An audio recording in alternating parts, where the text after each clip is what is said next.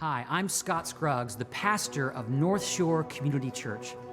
Over 50 years ago, 23 men and women gathered together in a garage right here in Kirkland, Washington, to start a new church.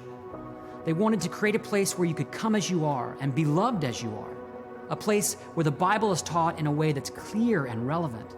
A place where the focus wasn't on themselves, but always on their neighbors, the next generation, and those in need. They didn't have a big staff or budget. In fact, in the early days, you had to bring your own chair. But they had a big dream, and they served a big God who has a big vision for the Seattle area and beyond. Thankfully, since that day, we've outgrown that garage. We've reached more and more people. We've planted new churches, and we've seen God change so many lives. Today, our church is made up of people from all walks of life, single and married, young adults and empty nesters, people who've been going to church for a long time, and people who are trying church for the very first time. The one thing we all have in common is that we're not perfect and we don't pretend to be. So, if you're looking for a church, or if you're facing a challenge in your life that you can't overcome on your own, or if you just need a safe place to ask questions, I hope you'll come visit. Because at Northshore, we believe that Jesus can change everything for anyone. Who knows? Maybe God's next great story of life change will be yours.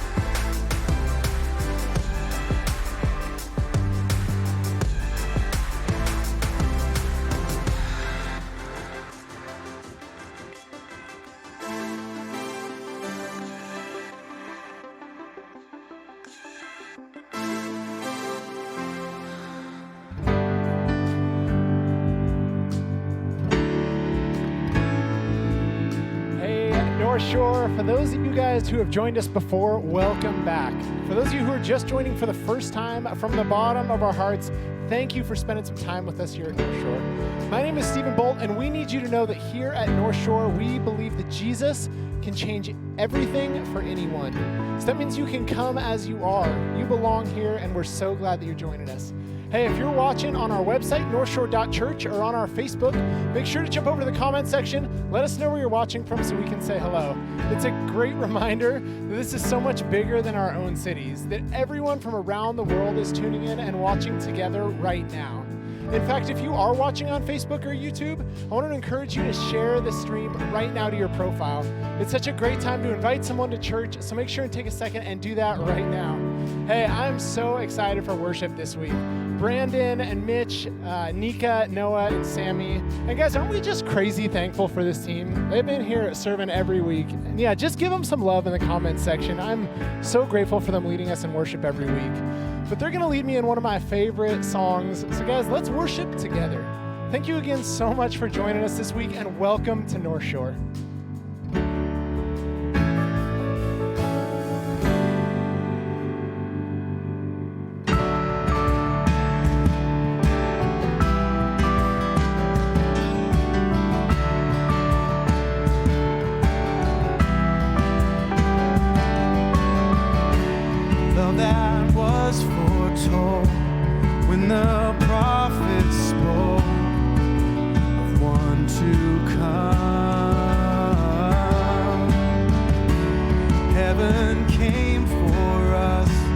Reconciling hearts to you, our God. Let's sing together.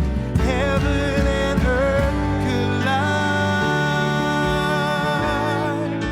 The Savior for everyone has come, bringing the dead to life. All for the glory of your name.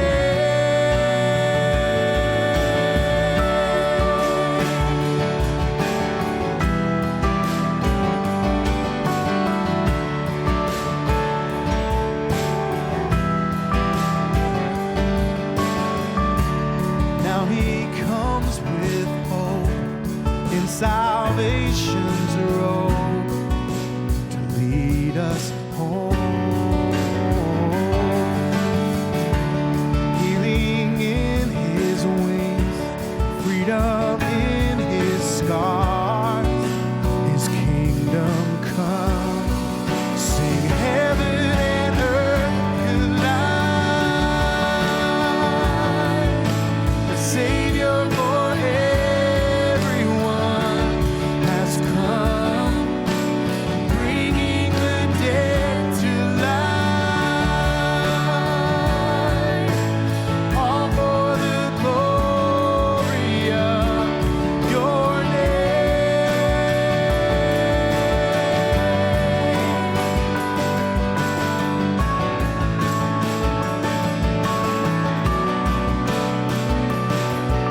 Sing by his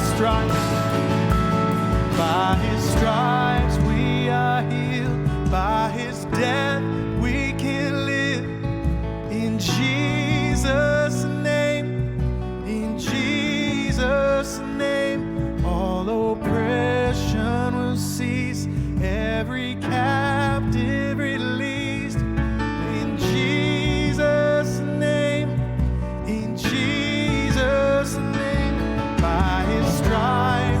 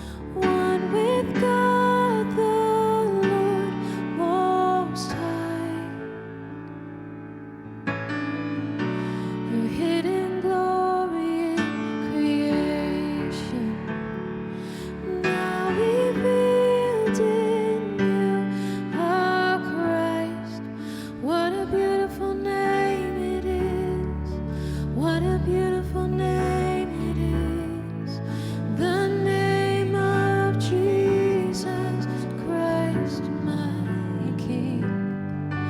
What a beautiful name it is. Nothing compares to this. What a beautiful name it is, the name of Jesus.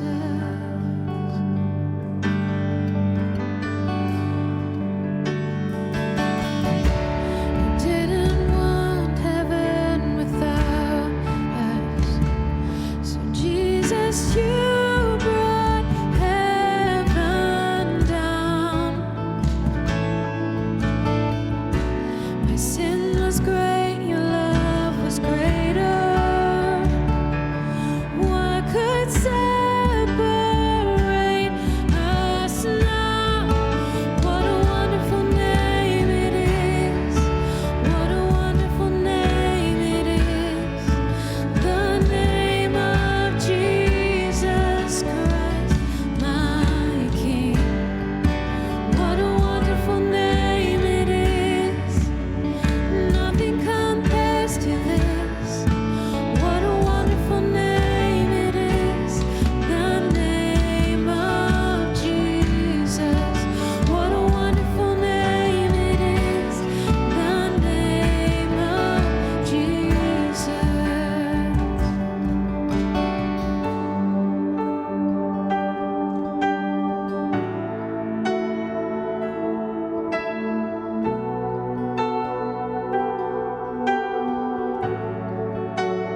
Death could not hold you. The veil tore before you. You silenced the boast of sin and grave. Heavens are roaring the praise of your glory. For you are raised to life again. You have no rival, you have no equal, now and forever, God, you reign. Yours is the kingdom, yours is the glory, yours is the name above all names. You have no rival, you have no equal, now and forever, God, you reign. Yours is the kingdom, yours is the glory, yours is the name above all names. What a powerful name it is. What a powerful name it is. The name of Jesus Christ, my King. What a powerful name it is. Nothing can stand against. What a powerful name it is. The name of Jesus. What a powerful name it is. The name of Jesus. What a powerful name it is. The name of Jesus.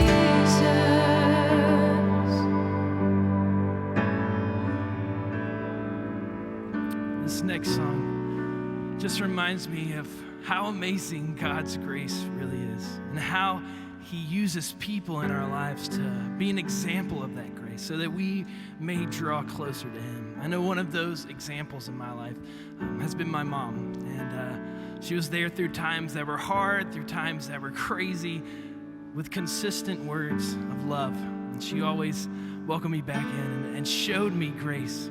That was amazing, often with the words exactly that we're about to sing. So as we go into this next chorus, or this next song, I invite you when we get to the chorus to think about who might need those words in your life, who might need that example of grace today. And don't just think about it, but act on it. Give them a call and show them that they are not alone. around us.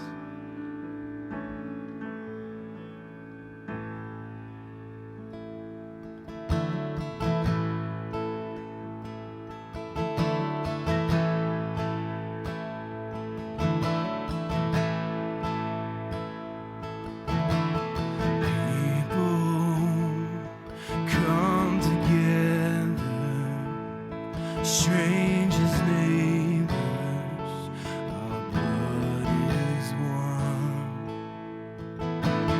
Children, generations of every nation of kingdom come. So don't let your heart be troubled. Hold your head up high, don't fear no evil. And fix your eyes on this one truth: God is madly in love with you. So take courage, hold on, be strong. Remember where help comes from. Oh,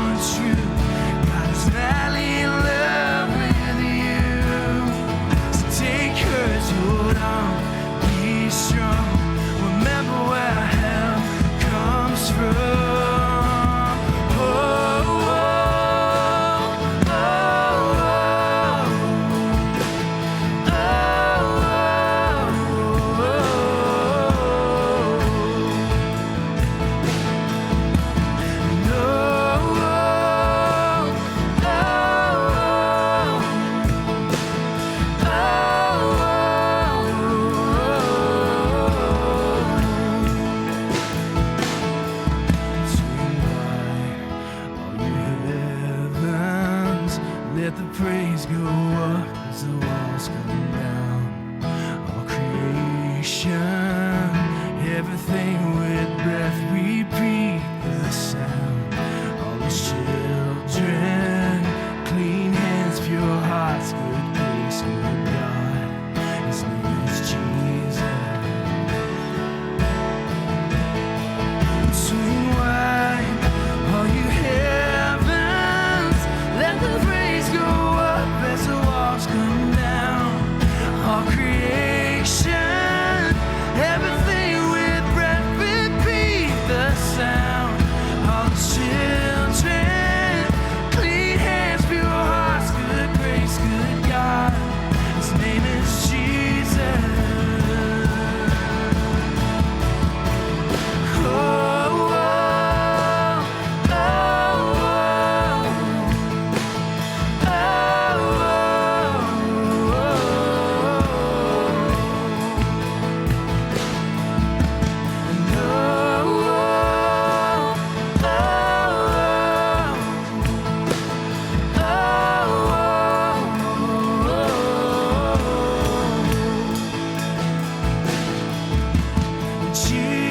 Jesus, our redemption, our salvation is in His blood. Jesus, light of heaven, friend forever, His kingdom come.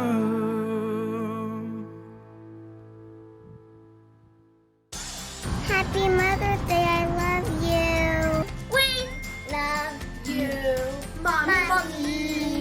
Love you. Love you. Happy Mother's Day, Mom. We love you. You're the best, and you make my world great. Happy Mother's Day.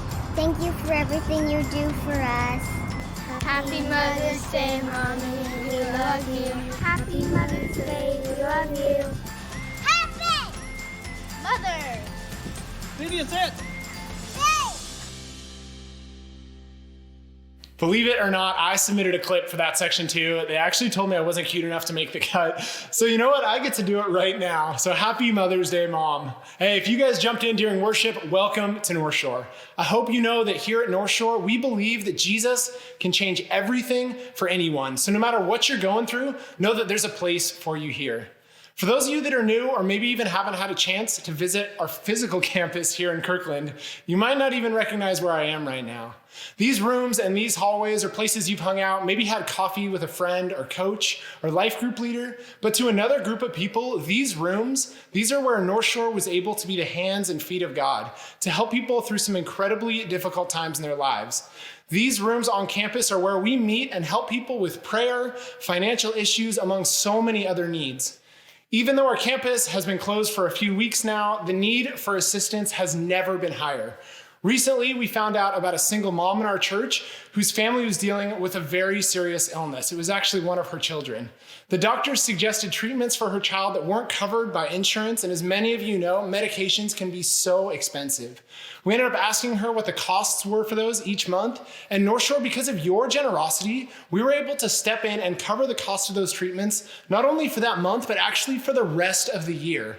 I know something like that I could never do on my own, but together as a church, God is able to use all of us to answer prayers in people's lives, to make numbers that don't make sense, to bring healing and restoration from brokenness. Since this crisis has started, over $50,000 has gone out of these doors to stories just like hers. This church is not about this building or these four walls. You are the church. And right now, God is using us to do incredible things. Would you join us in that? To give, you actually can head over to northshore.church/give. You can text NShore to the number on your screen, or if you're watching on one of our platforms with chat, you can just click the link that our hosts are posting in the comment section right now.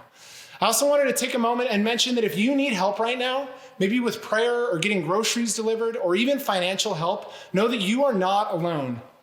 We would love to help you regardless of what you need help with. So you can just call the number that's on your screen and someone would love to connect with you and chat about how Northshore can help.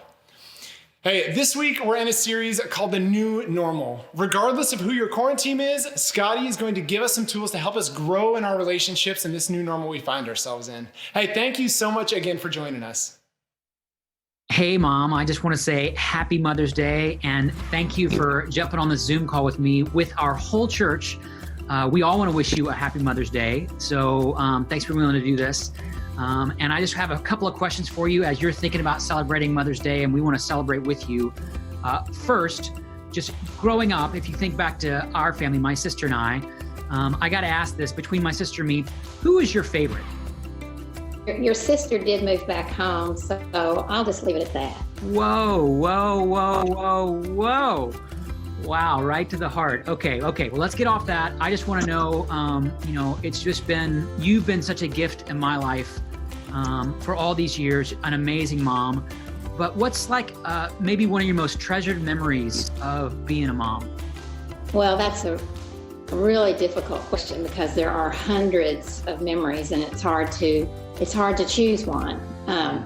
But a few weeks ago, I was cleaning out the cedar chest and I found a note from you that you wrote me on Mother's Day in the 2nd grade. And it's treasured. So if it's all right, I'll read that to you. Sure. It's on little notebook paper. I don't know if you can see that. It's in print and it starts out very personally. It says, "Dear Sandy, thank you for doing all the things you have done for me. I know I owe you a lot, but I don't know how to repay you. But I know a few things, and here's 2 of them, love and obedience.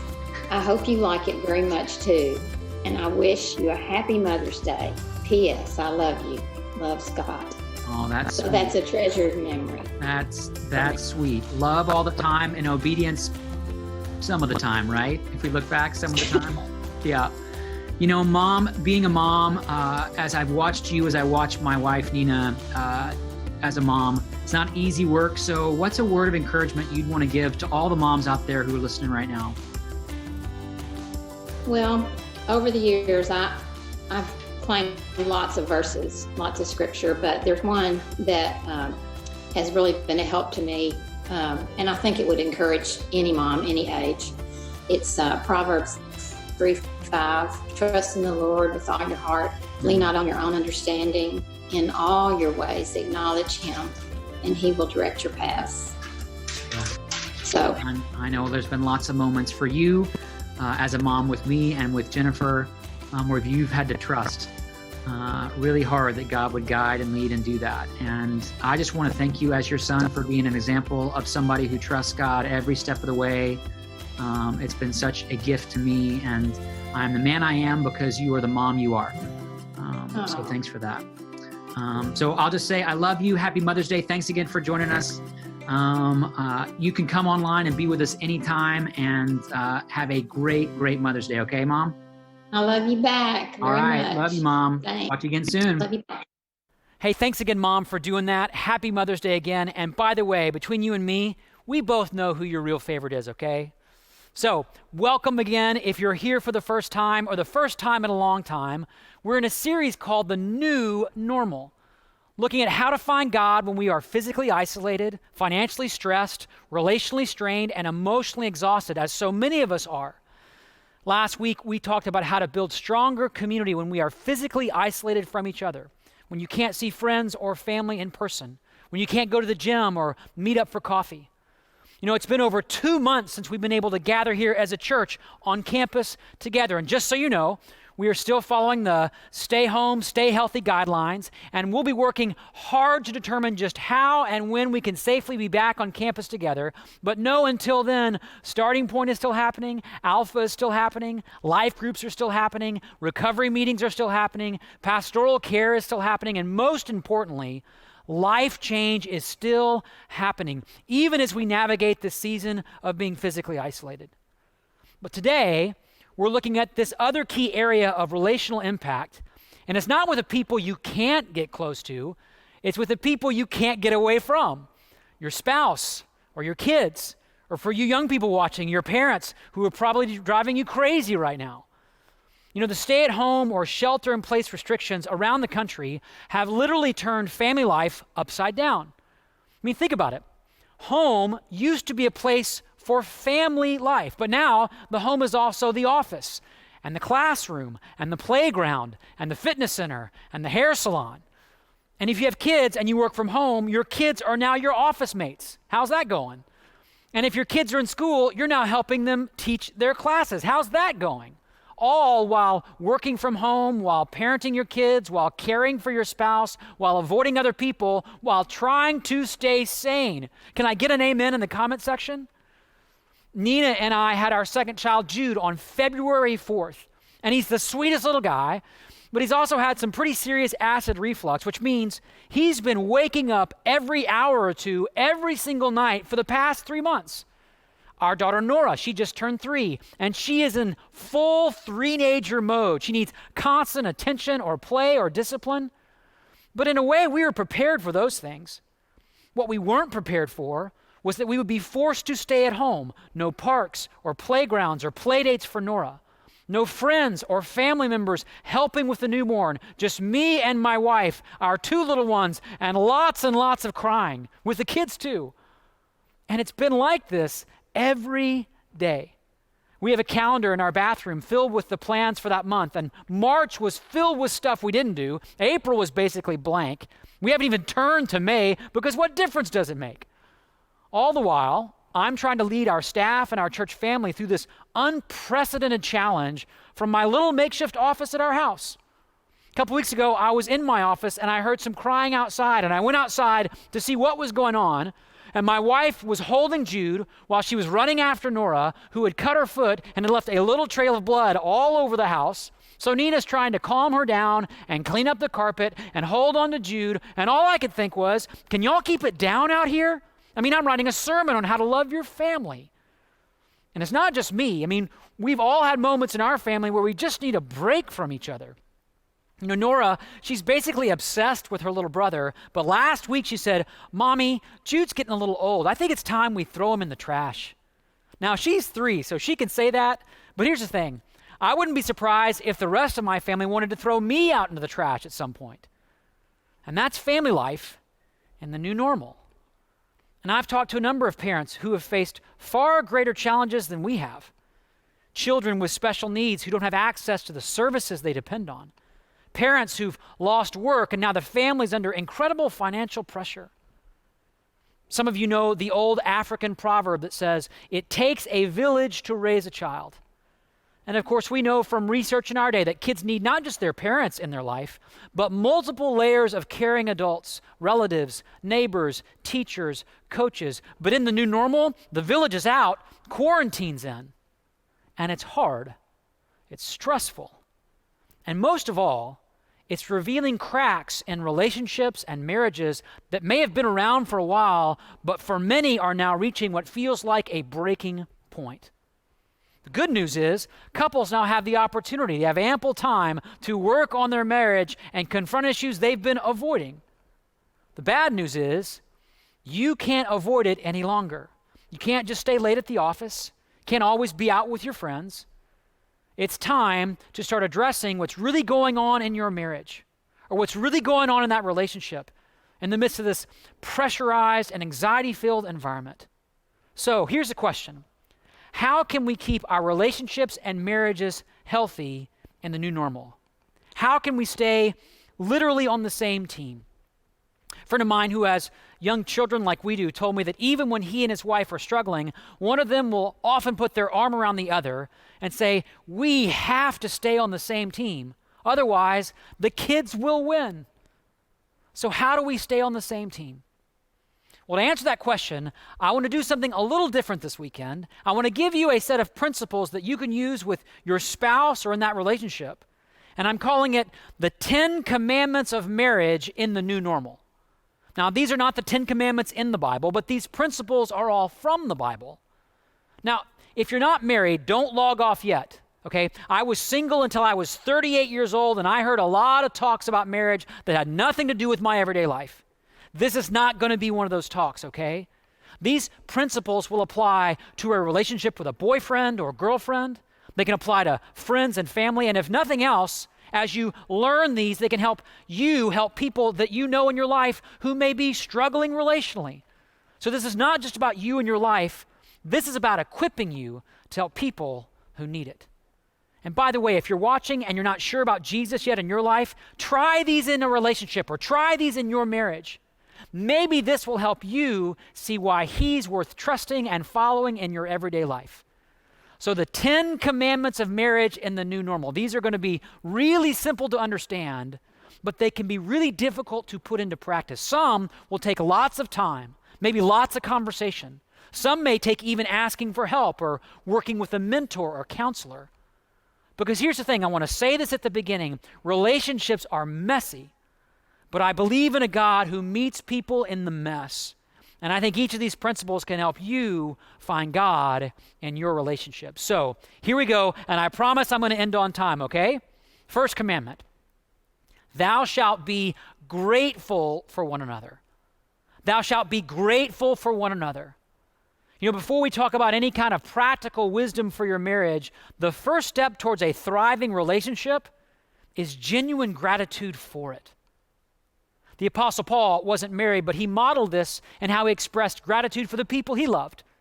To the church in Rome, he wrote, I thank my God through Jesus Christ for you. To the church in Corinth, he said, I always thank God for you.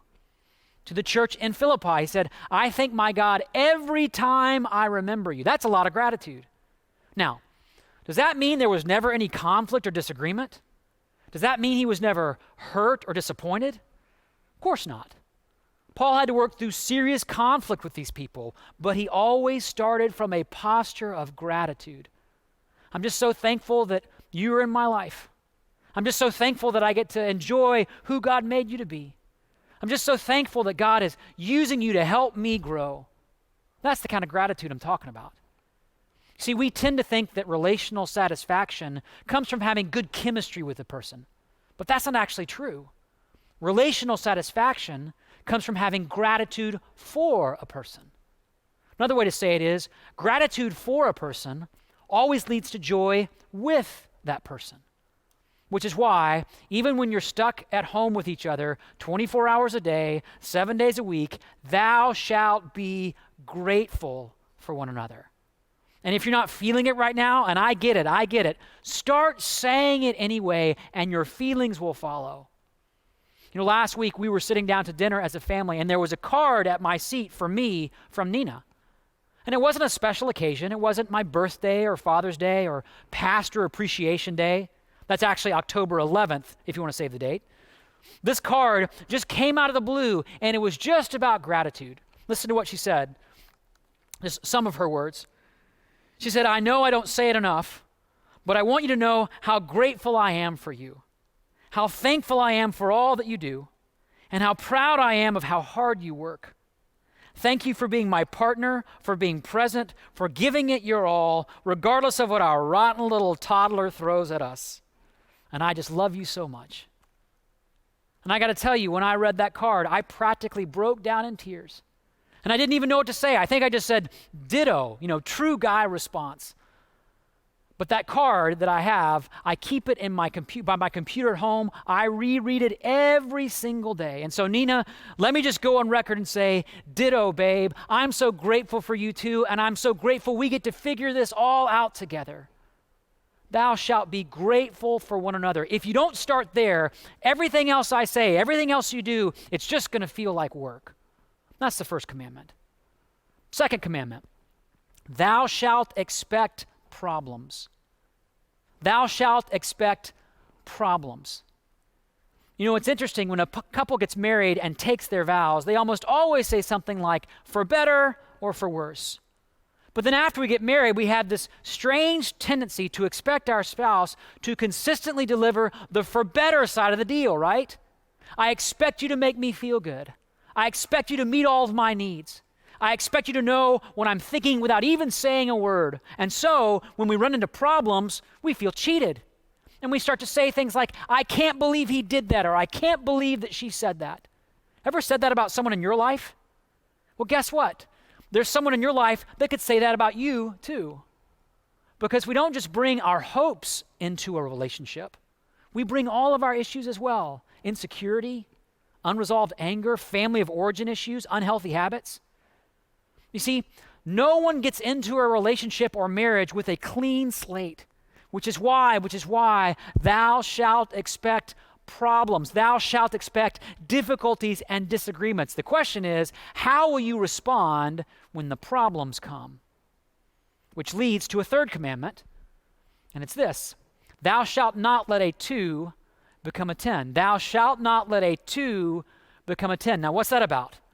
Well, this is all about how you handle conflict. So a quick fill-in-the-blank question.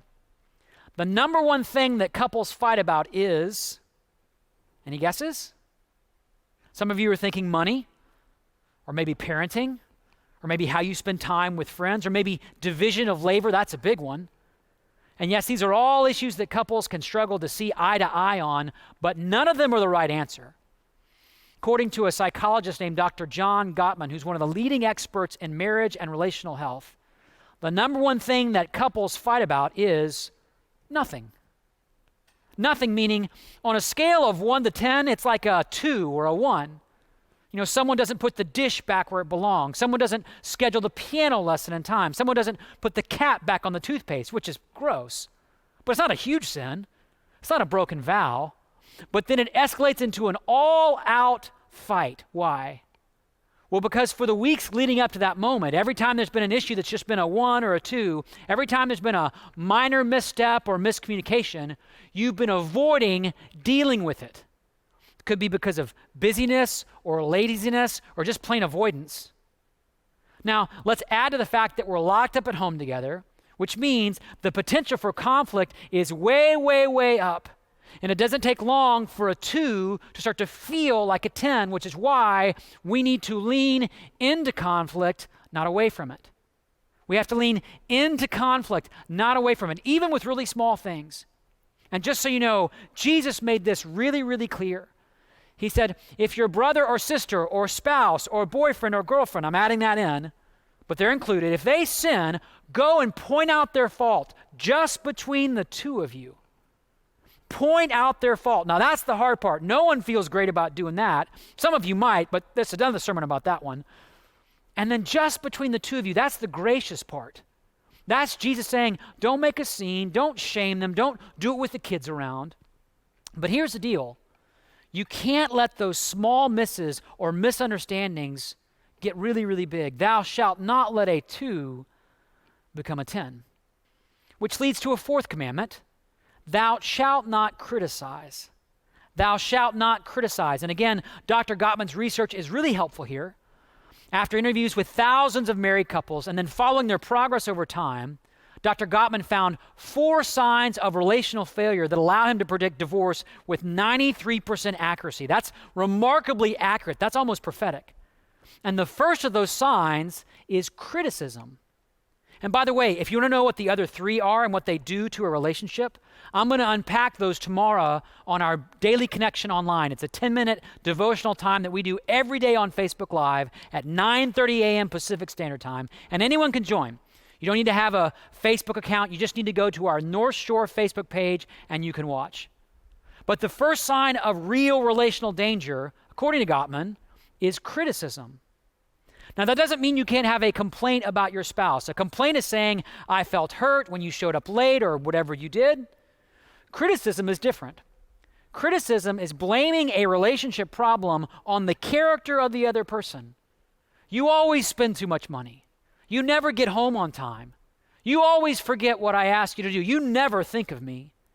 You see, when you say you always or you never, it implies that the problem is not the other person's behavior, it's the other person. And this is actually toxic to healthy relationships. I love the standard that the Apostle Paul set. He said, do not let any unwholesome talk come out of your mouths, but only what is helpful for building others up according to their needs, that it may benefit those who listen.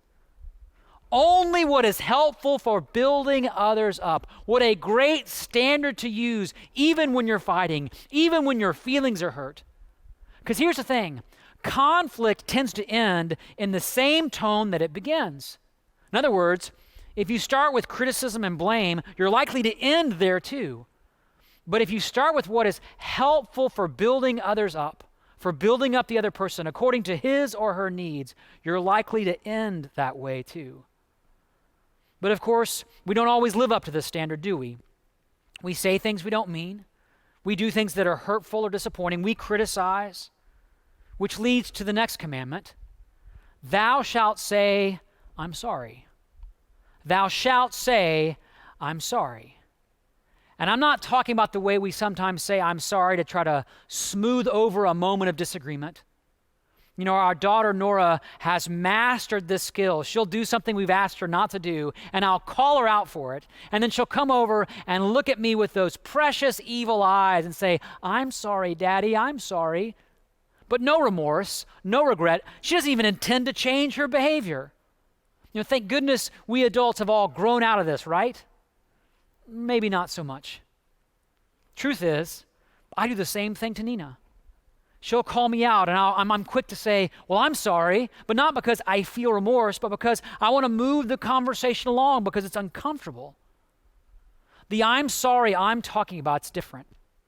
It's not a way to deflect an accusation. It's actually the final step in a long process of self-examination. It comes after deep soul searching when I look closely at my motivations and my actions, not to justify myself, but to expose and reveal any kind of sin or selfishness in my heart. Like the psalmist, I go to God saying, search me, O God, and know my heart. See if there is any offensive way in me, anything at all. And here's the bad news. There's always something. There's always something. In every fight I've ever had with Nina, even when I'm 99% right, which is basically 0% of the time, there's still 1% of my own sin that needs to be addressed. And the only way to make things right is to come to her humbly and say, I did this, and I'm so sorry. Will you forgive me? And by the way, this moment is the most vulnerable moment in any marriage or relationship, which is why we so often avoid it. Because when I say I'm sorry, I am now at her mercy. I've surrendered my rights. I've put down my defensiveness, and I can only wait to see what she does in response. That leads to the next commandment. Thou shalt say, I forgive you. You know, forgiveness is like the oxygen for a relationship. Without it, the relationship will suffocate and eventually die. And we don't forgive just because it's helpful to somebody else. We forgive because we've been forgiven. Because God, in His great mercy, did not hold our sins against us. He went to the cross in the person of Jesus so that we could be forgiven. And by the way, if you've never received God's forgiveness in your life, that's actually where you need to start. The Bible doesn't say, go and try to find the inner strength to forgive. It says, forgive as God forgave you. Forgiveness is a response to what God has done for us, which is also why the Bible says there's no limit to forgiveness. There's no ceiling or quota after which we no longer have to forgive, because God never runs out of forgiveness for us. Now here's the thing. That doesn't mean that you should allow yourself to be harmed or abused if there's a pattern of abuse or violence at home. In fact, we know that rates of domestic violence are going up in this new normal. And if you're in a situation like that, don't wait. Please reach out for help. We actually have a confidential number you can call here at Northshore anytime. And we have groups that meet online that are safe places to share, grieve, get help, and recover. But for the rest of us, maybe what's keeping your marriage or that relationship from flourishing isn't about what they need to do or how they need to change. Maybe it's about you needing to say those words, I forgive you. I forgive you. And just to make this practical, this kind of forgiveness means no more lists. You know, those lists where you keep kind of a mental record of all the things your spouse has done, the mistakes, the miscommunication, the mess-ups. The stuff you keep on hand so you can bring it up when you need it. Well, remember when you did this? Or remember when you said that? Don't look at me like you don't know what I'm talking about, friends. These lists are the ways we protect ourselves. These lists are the ways we can manipulate somebody else. These lists are the ways we try to keep control. But real forgiveness means no more lists. I love how the Apostle Paul once put it. He said, love keeps no record of wrongs. No more lists. Why? Because it's been forgiven. But remember, forgiveness is messy. And working through relational pain takes lots of time and lots of help. Which leads to another commandment. Thou shalt pray together. Thou shalt pray together. No matter what's going on in your family today, no matter how difficult these days have been, you can always pray. And there's few practices that create stronger ties in a relationship than prayer. Now, I know what some of you are thinking. You're thinking, well, of course, that's what a pastor at church would say. Well, here's the deal. That's also what secular research is saying as well. Quick example, about 10 years ago, there was a study that was done called Faith and Unfaithfulness. It was a secular study. And the researchers were asking the question, how does faith impact relational satisfaction and the risk of infidelity? So they had different couples engage in different daily activities for 4 weeks. One group prayed for each other every day for 4 weeks. A second group practiced positive thinking towards each other for 4 weeks. And a third group, they did activities together for 4 weeks. Now, any guesses on how this turned out? Well, the couples who prayed together at the end of 4 weeks felt more trust in and unity with their partners than any other groups. And again, this is a secular study telling us these findings, that basically a couple who prays together is more likely to stay together. And as a pastor, I just want to say, duh. I mean, that's something the Bible has been saying for thousands of years, and it's good to see the research is finally catching up. So here's the thing. If you want a relationship to be strong, pray together. Make it something you do every day. Thou shalt pray together, even if you're busy, even if there are pain points or problems. Which leads to another commandment. Thou shalt not compare thy marriage with thy neighbor's. Thou shalt not compare thy marriage with thy neighbor's. And here's the deal. Couples do this all the time. I mean, we look at our marriage or relationship and we see all the difficulties, the disagreements, and we see the real truth about each other. But then we look at other couples and we see all the kissing selfies on their Instagram feed, #YouCompleteMe, #InstaLove. And we assume there's not fighting, there's not disagreements, it's just love, laughter, and an ongoing stroll down libido lane. But that's what happens when we compare the inside of our relationship with the outside of somebody else's. There's actually a psalm in the Bible where the writer is comparing his struggles, his inner life, with the outward appearance of others. And he says this, they have no struggles. Their bodies are healthy and strong. They are free from common human burdens. They are not plagued by human ills. Do you hear the discouragement, the frustration in those words? Well, that's what happens when we compare the inside of our relationship to the outside of somebody else's. So the next step on this is really simple. Stop it. Just stop comparing. You never know the whole story about their relationship. You can't see their pain or their problems. Therefore, thou shalt not compare thy marriage with thy neighbor's. Next commandment. Thou shalt get help when you get stuck. Thou shalt get help when you get stuck. Because no matter how well you practice these principles, no matter how hard you work at your relationship, at some point, your relationship will hit an obstacle or a difficulty that you simply cannot overcome by yourselves. And the only way forward will be to seek out help from a pastor or a counselor or a mentor or a trusted friend. And here's the deal. Here at Northshore, we are unapologetic about the importance of couples getting counseling. It's not a sign that you're sick. It's a sign that you're sane. Nina and I have a counselor that we see in some seasons regularly and others just occasionally because we face challenges that we can't get through on our own, and we know we need help, and so will you at some point in some way. There will be a loss. There will be a disagreement. There will be an unhealthy pattern of behavior. There will be something that threatens your relationship. And here's the deal. God doesn't expect you to just figure it out. He invites you to ask for help. And maybe that's what you need to do. Maybe you've been stuck in the same place in your marriage or relationship for some time. Here's the deal. Don't wait. Don't wait.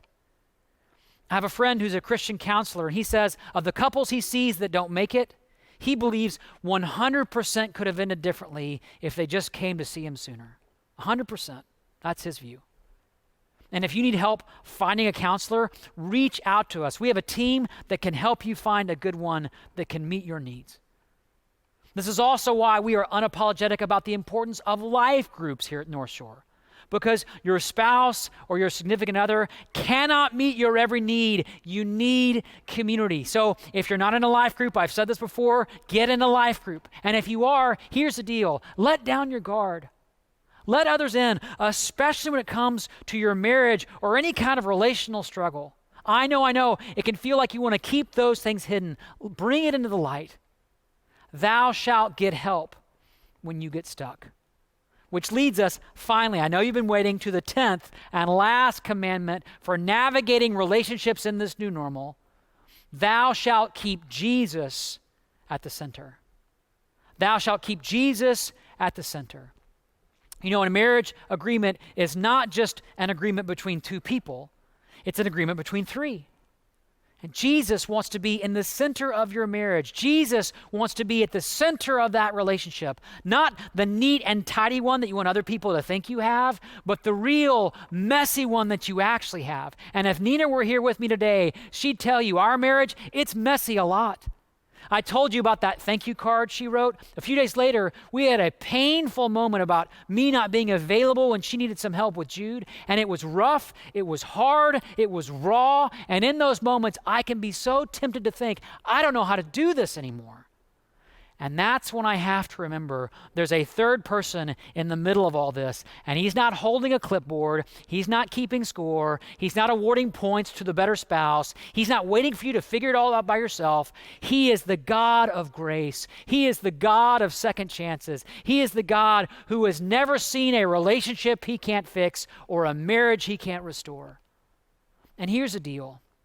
If you don't know Jesus, especially in this new normal, maybe it's time to invite him into that marriage. Maybe it's time to invite him into that relationship. You can actually do that right now. You can even do it as a couple.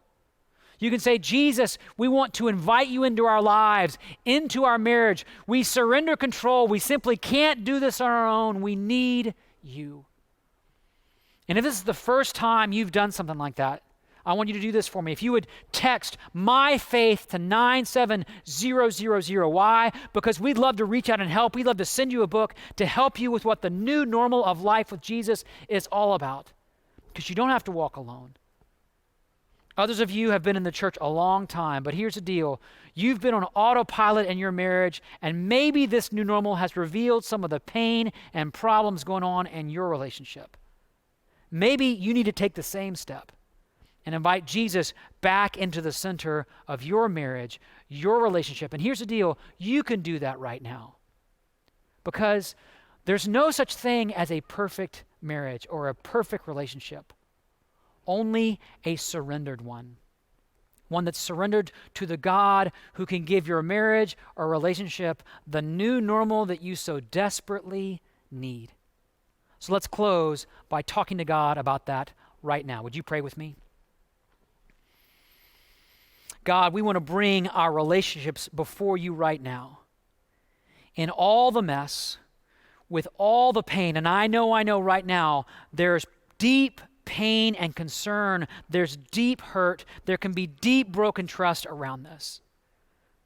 And for some watching right now, it can be hard to even want to go there, talk about it, lean into this at all. And so God, I pray for your gracious presence for everybody who's watching, everybody who's listening, that you remind them that your grace is enough, that there's no relationship that's beyond reach, no marriage that's beyond repair. And God, remind us that you are good enough to help where we aren't good enough. And God, we want to invite you back into the center, back into the middle of our relationships. Jesus, help us love each other. Help us practice these principles with grace and patience and love and persistence, that we may experience the joy and redemption of being in relationships with each other. And God, we're so grateful for the gift of relationship you give and the gift of your relationship to us. We're thankful for that, Jesus. And we pray this in your name. And everybody said, amen.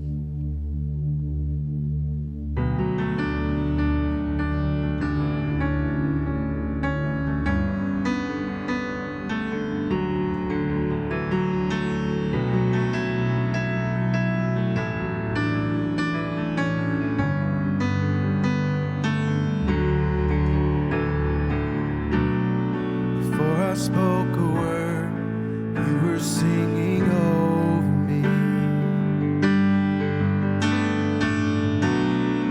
You have been so good to me. Before I took a breath, you breathed your life in me. You have been so kind to me. And all the overwhelming, never-ending, reckless love of God. Oh, it chases me down, fights till I'm found, leaves the 99. I couldn't earn it, I don't deserve it. Still you give yourself away. Oh, the overwhelming, never-ending, reckless love of God.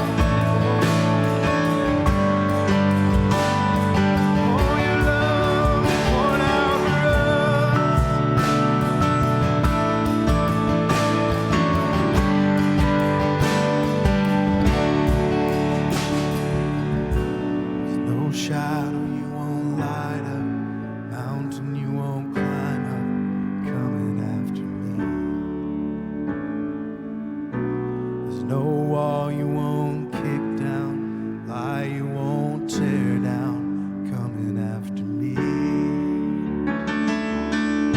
There's no shadow you won't light up, mountain you won't climb up, coming after me. There's no wall you won't kick down, lie you won't tear down, coming after me.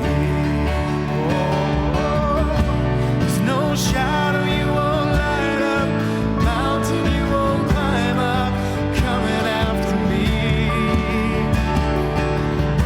There's no wall you won't kick down, lie you won't tear down, coming after me. No shadow, Lord. There's no shadow you won't light up, mountain you won't climb up, coming after me. There's no wall you won't kick down, lie you won't tear down, coming after me. Oh, the overwhelming, never-ending, reckless love of God. Oh, it chases me down, fights till I'm found, leaves the 99. I couldn't earn it, I don't deserve it, still you give yourself away. Oh, the overwhelming, never-ending, reckless love of God.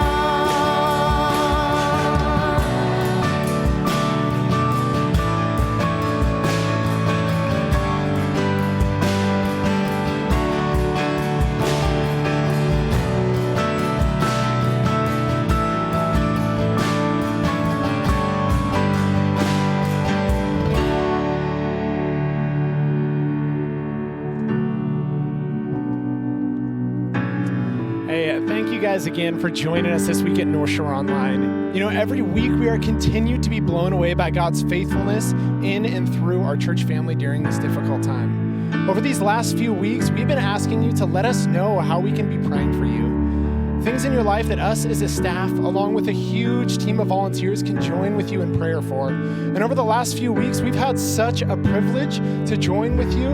And here's what we know, is that God answers prayers. If there's something that you've been praying for, we would love to hear about it. Maybe let us know in the comments section or shoot us a message. And if you need prayer for something, there are so many ways to let us know right now. Again, you can let us know in the comments section or on our website. You can just send us a message. But the simplest way to get a hold of us is just text my prayer, that's one word, to 97000. Again, that's my prayer to 97000. We love you guys so much, and we're so honored to spend some time with you today. We're looking forward to seeing you guys back next week. But until then, enjoy living out the fact that you are the church. We are the church together. This church is not a building. Hey, we will see you guys next week. Thank you again.